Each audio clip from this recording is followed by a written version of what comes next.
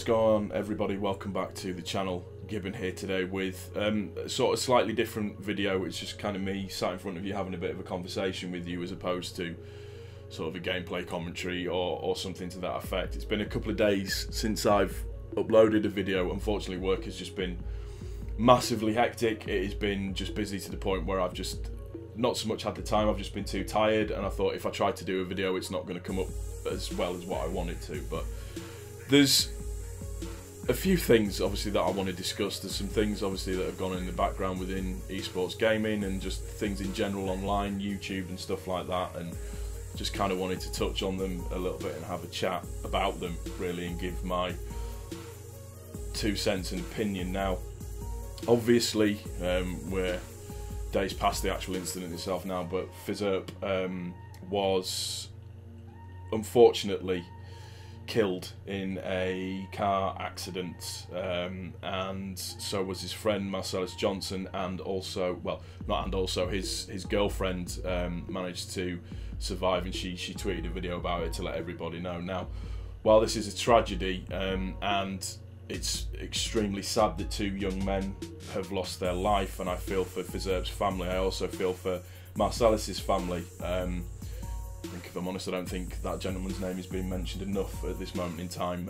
His family is now without a father. He had a wife and young kids as well, and the kind of preliminary police reports have stated that he was, or not he was, but they think that drink driving, potentially drugs and or speed were involved with this. Now I know that his girlfriend is disputing that fact, but it really kind of got me thinking, just in terms of the way that, yes, it is a terrible tragedy that this young man has lost his life. It's also an extremely awful tragedy that a young father who has a family and kids has also lost his life. But if, and it is an if, there are drink, potentially drugs and or speed that are a contributing factor to this accident, I find it difficult to not be angered by it, to not be angry by it. I have absolutely zero tolerance for anybody that thinks it's a good idea or makes that choice to get in a car and drive while intoxicated, because you are not only playing Russian roulette with your life, you're playing Russian roulette with the passengers that you have in your car and potentially other people that are on the street at the same time. Now again, I stress, if it's true, there's a lot of people saying Phizzurp was a good guy, this, that and the other, and I'm sure he was a good guy, but try standing in front of Marcellus Johnson's wife and saying that Phizzurp was a good guy when she is the one that is going to have to sit in front of her children and explain to them why daddy is no longer coming home, why daddy won't be around anymore, why daddy won't be able to do all the things that daddy's supposed to be able to do. It's something that, and I'm kind of following on from a video that Grey Disciple did a little bit here, and I think the difference in terms of way people react to certain things. Now again, I stress, I'm sure he was a really good guy, I'm sure he was a really nice guy. However, there is quite a poignant fact in this. I think there's 2 GoFundMe pages, one for Marcellus Johnson and the other one for Phizzurp. Now, from my understanding, and I've not checked for a little while, Phizzurp's GoFundMe page was literally at 3 to 4 times the amount of what Marcellus Johnson's GoFundMe page was, and I find that it speaks a lot about the way that people are. And again, it's a terrible situation. I appreciate that people are going to be upset that they've lost a friend, people are going to be upset that they've lost somebody that they potentially looked up to, but at the end of the day, life is an extreme gift. We get given this skin and bones that we have here in front of us, and don't take it lightly. Don't take the risks that are going to end your life. Don't do stupid stuff. People need to start being more responsible with their actions, and I just found it sort of slightly sad, and Grey Disciple mentioned it, and it was an extremely good point about perspective is needed in terms of where does the tragedy actually lie. Of course the tragedy lies with Phizzurp's family, but the passenger in the car, he didn't ask to be killed. He didn't ask for that to happen. I just think some people need a little bit of perspective on that. Now, I appreciate anybody that watches this may not like what I'm saying or may not agree with what I'm saying, but I look at this as from the perspective of a 36-year-old man that has a little bit of life experience, and it kind of touches a bit of a nerve with me. I'm going to let you all into a little bit of a secret, a little bit in terms of what's kind of going on in my life. Now, my mum has polycystic kidney disease, which means she has cysts on her kidneys, and she's actually had a kidney transplant. She also has cysts on her liver as well. Now, her liver is 5 times the size of what a normal adult human liver should be, to the point where it actually looks like she's pregnant. Now, she does need to have a liver transplant, but unfortunately, because it's not life-threatening, she will always be kind of at the bottom of the list. She will go up the list, but she will always be at the bottom of said list. Now, the thing that this is where my zero tolerance to this kind of stuff comes in. Somebody who is an alcoholic, now I understand about the whole mental disease that goes with alcoholism and everything, but at the end of the day, you at the very, very beginning made the choice to pick up a bottle and start drinking. Somebody who is an alcoholic who has necrosis of the liver, which is basically where your liver just stops repairing itself, will get in front of my mum. Now, flipping it to this car crash side of things, and this is not me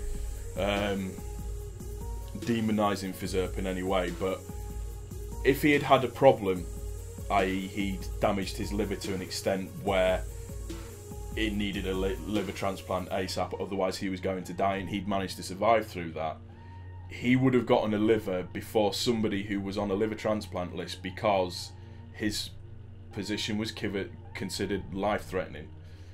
Whereas that person whose position is not considered life-threatening would still be going back down the bottom of the list, because somebody who is more needing gets it in front of them, and potentially because of their own actions of alcoholism or drinking while driving or something like that. And that is why I have a very negative view of that side of things, and I kind of have a zero tolerance to it, and unfortunately it's hard for me to show any sympathy to anybody that is drink driving. Now, it's hard because I'm trying to kind of hold myself back a little bit, because when I first read the report on it, I got very, very angry about it, because yet another young life goes to waste because of potentially doing something stupid and not appreciating and fully appreciating this gift that we have around us that's called life, that allows us to do things, that allows us to get up in the morning and go around and experience stuff and do things. It's a very, very sad situation, and it's also a very, very frustrating situation as well, because if what's said is true, it could have been quite easily avoided.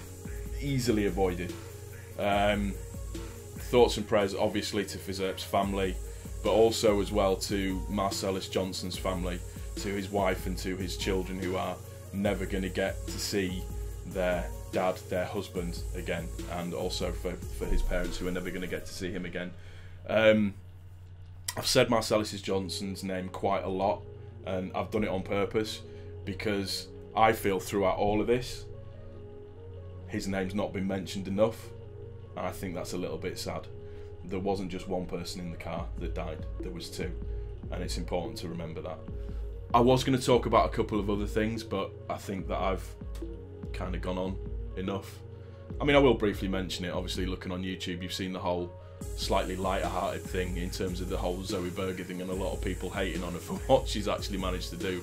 This woman gets banned off Twitch for twerking and showing bits and pieces and having her tatty bojangles out to do certain bits and pieces to gain notoriety.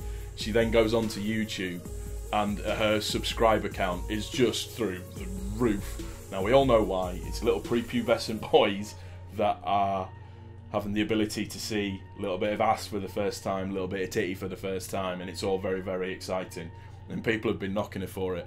And you can kind of understand why. But at the end of the day, you have to respect the hustle of that woman, doing what you need to do to get the money in. And she's doing it. She's doing it. And I can understand why a lot of smaller YouTubers get annoyed about it. We all put a lot of work and effort into the videos that we do. And she steps up. She steps up with her big round ass and her big titties. And sex sells. Sex will always sell, people. That's just the way that it is. I'm going to end it on that one. It's a slightly different video from me, like I said, but it was a couple of things that I just wanted to speak on. Hopefully you understand where I'm coming from. Hopefully you understand my point. I do hope you've enjoyed the video. If you have, click the like button. If you've got any thoughts on what I've said, then please put them in the comment section down below. Thank you ever so much for stopping by. I really appreciate it. And ladies and gents, we will see you on the next one. Peace.